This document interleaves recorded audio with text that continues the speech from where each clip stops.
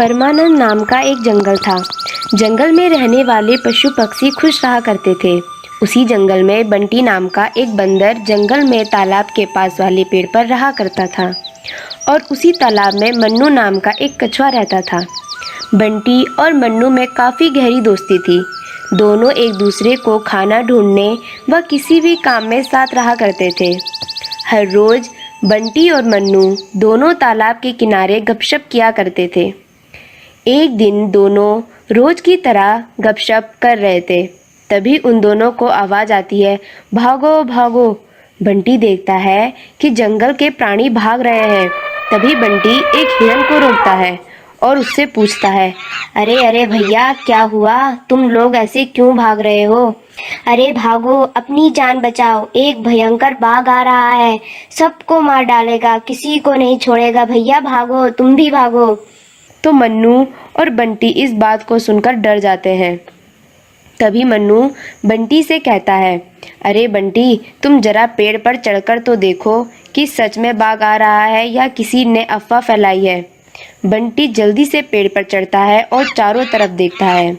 तभी उसे बड़ा सा बाघ आते हुए दिखता है। अरे मन्नू, सही में एक बड़ा सा बाघ आ रहा है और वो हमारे पास पहुंचने ही वाला है।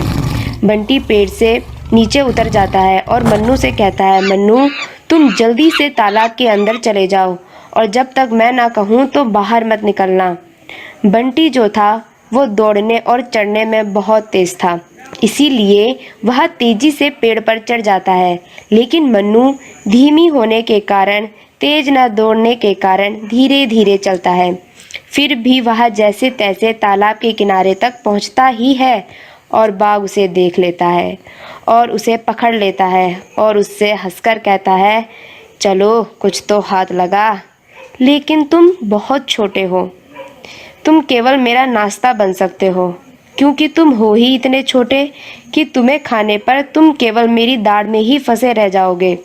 तुम्हारे खाने का तो मुझे पता ही नहीं चलेगा। तभी मन्नू अपने आप को खींचकर अपने कवच के अंदर कर लेता है। बाघ उसे उठाकर एक पेड़ के नीचे ले जाता है। बाघ उसे खाने की कोशिश करता है। मन्नू एक कछुआ होने के कारण उसके शरीर का खोल बड़ा और भारी मजबूत रहता है। बाघ के दांत और नाखून मन्नू को खोल और फाड़ नहीं पाते।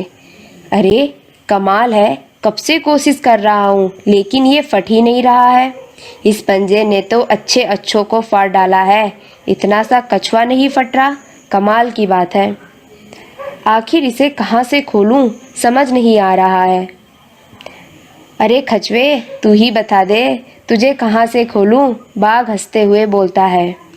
ऊपर से बंटी बंदर ये सब नज़ारा देख रहा होता है और वो अपने दोस्त को लेकर बहुत परेशान भी था। वो डर रहा था कि कहीं बाघ मन्नू को खा ही ना ले। तभी बंटी अपने दोस्त को बचाने के लिए एक तरकीब सोचता है।